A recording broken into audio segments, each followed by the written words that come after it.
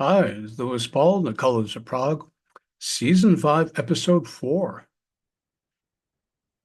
Be discussing someone I've referred to over the years, but I really didn't cover much of his work as a solo artist or with the Neal Morse Band.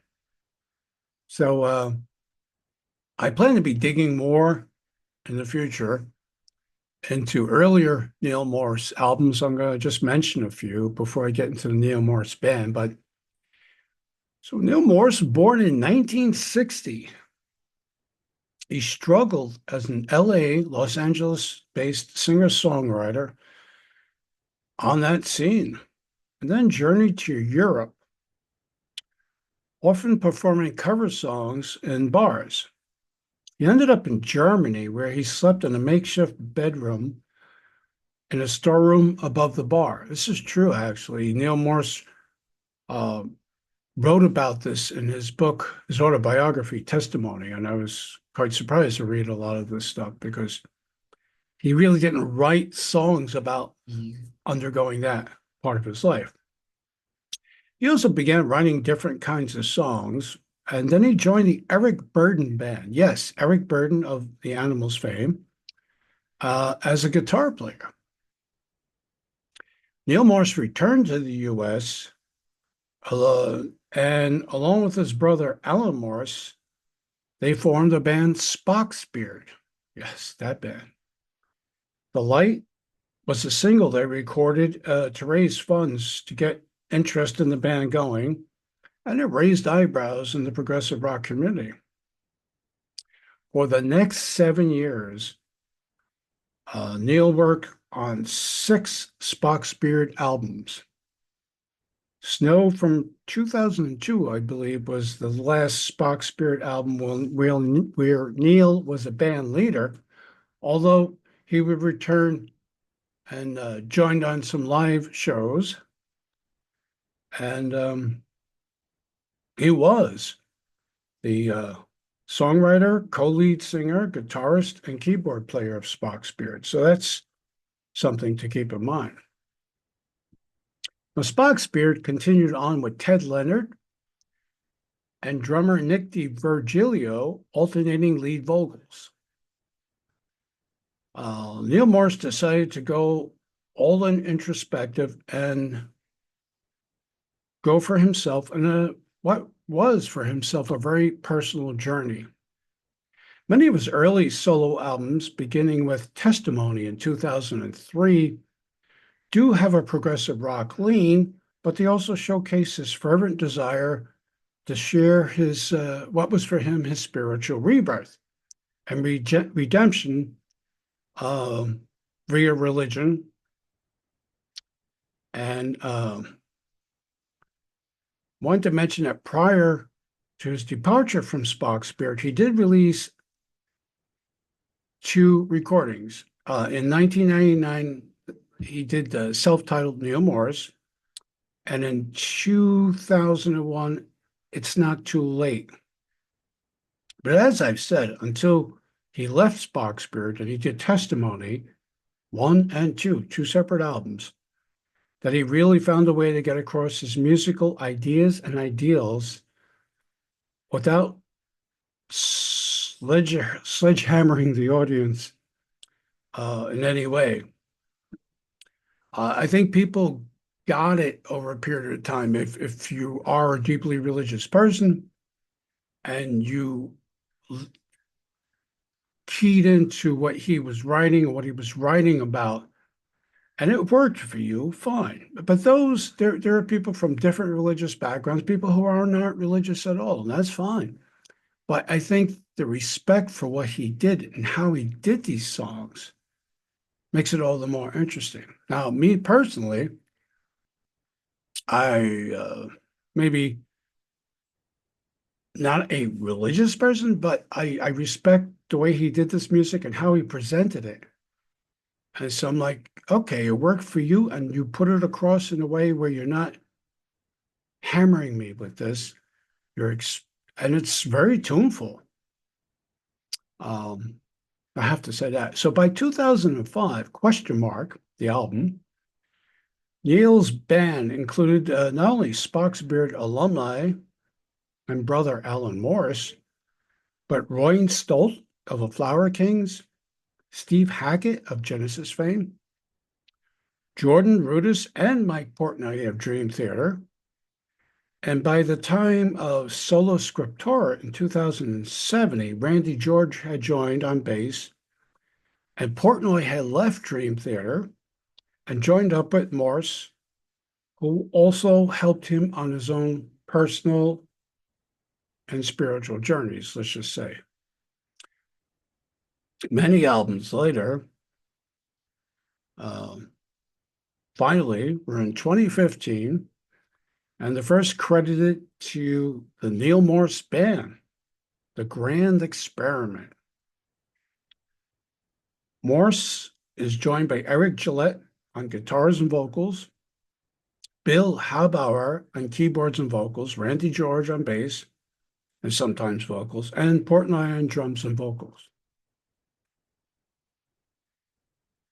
The Grand Experiment, very interesting. There's only actually 5 songs on this. And the final one, Alive Again, is nearly 27 minutes long. That's progressive music for you. Band is firing on all cylinders in the musical and songwriting department here. This is an album that made everyone turn around and take notice. 53 minutes of the most thrilling sing-along poppy prog rock you haven't heard in ages, if you've not heard this album. The Call, all 10 minutes of it, begins a cappella and goes full out power prog from there. The Grand Experiment is another winner, seemingly giving everyone a chance to shine on vocals. Waterfall takes a turn into acoustic Crosby, Stills, and Nash territory. I kid you not. But it doesn't falter. And in fact, it's a gorgeous tune.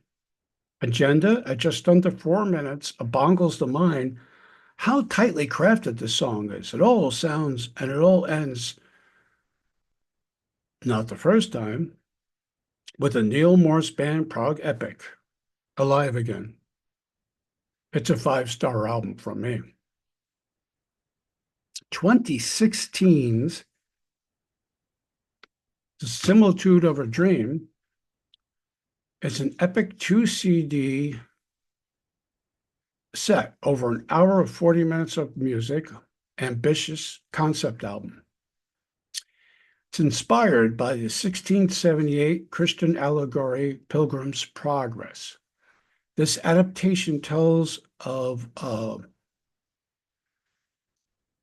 through various dream sequences told via songs, how Christian, the subject of the rock opera, for lack of a better word, leaves the evils of the city of destruction and begins his pilgrimage to the celestial city to find peace and ultimately salvation. Now, it's heavy stuff, right? Right away, that description of the album is like, no, I don't want to hear this. But no, listen, it's all wrapped up in a blender of retro rock and prog styles. There's even some Beatles, Led Zeppelin, Kansas, yes, maybe even some Pink Floyd impressions in the music.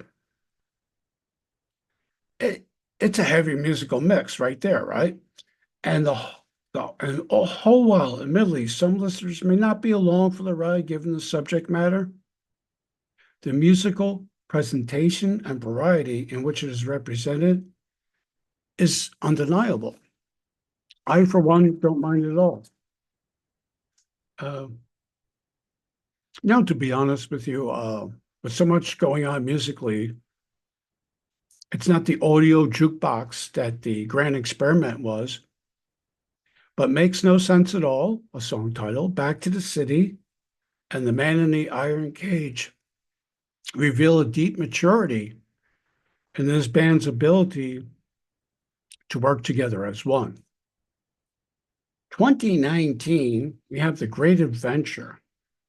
It's a follow-up to Similitude of a Dream, where Joseph, the protagonist of that one, the son of Christian, where Joseph, the son of Christian, the protagonist from Similitude,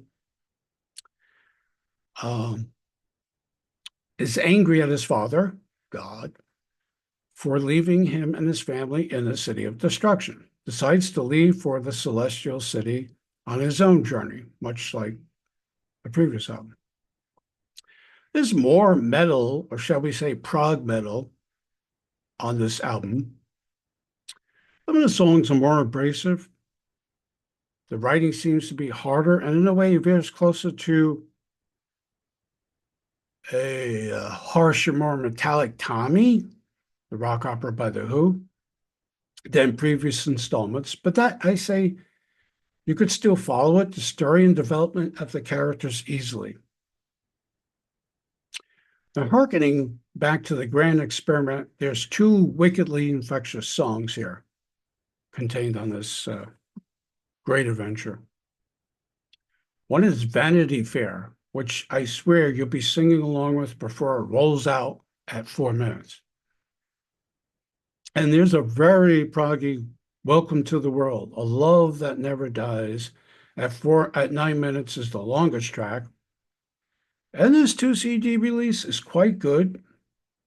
Again, giving every member of the Neal Morse band a moment to shine on vocals.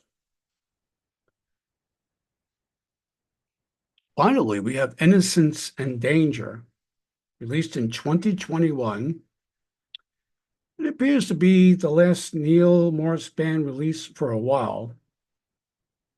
Also, a 2 CD set. It's free from the concept album set of the previous 3 albums. And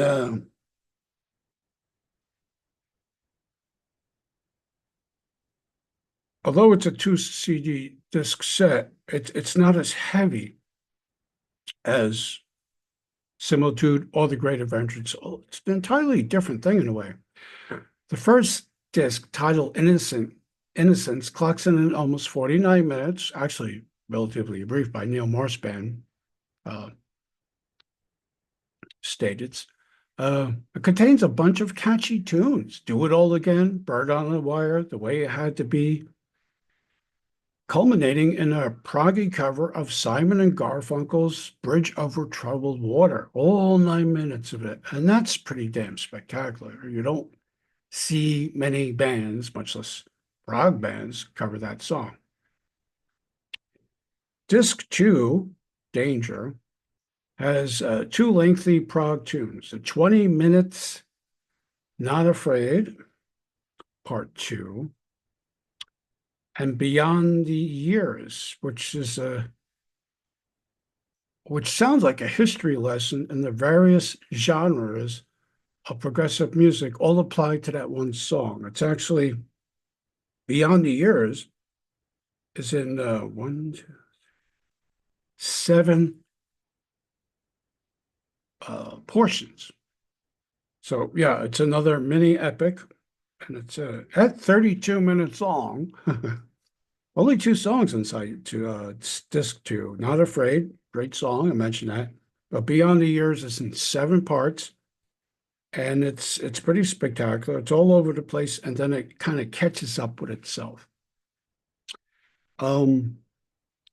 So after one more tour with Transatlantic, which I discussed in a previous podcast, the Neal Morse band kind of took a mini break. Well, they never actually said whether it's a lengthy break or a mini break, but they took a break. And Mike Portnoy returned to Dream Theater after an absence on the drums.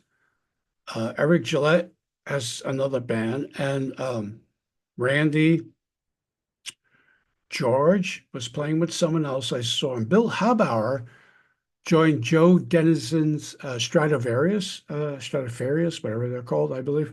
So they all split up and kind of soaked up all over the place. But they came back and joined Neal for some of his Morse Fest programs. And Neal Morse has a brand new recording out before the end of the year, well timed. And I'll be speaking of that later. But anyway, it's our show. Neal Morse Band. Um, some really good music. And I do want to say that so I went on my first progressive rock cruise, Cruise to the Edge, actually. If you're not familiar with that, you should Google it.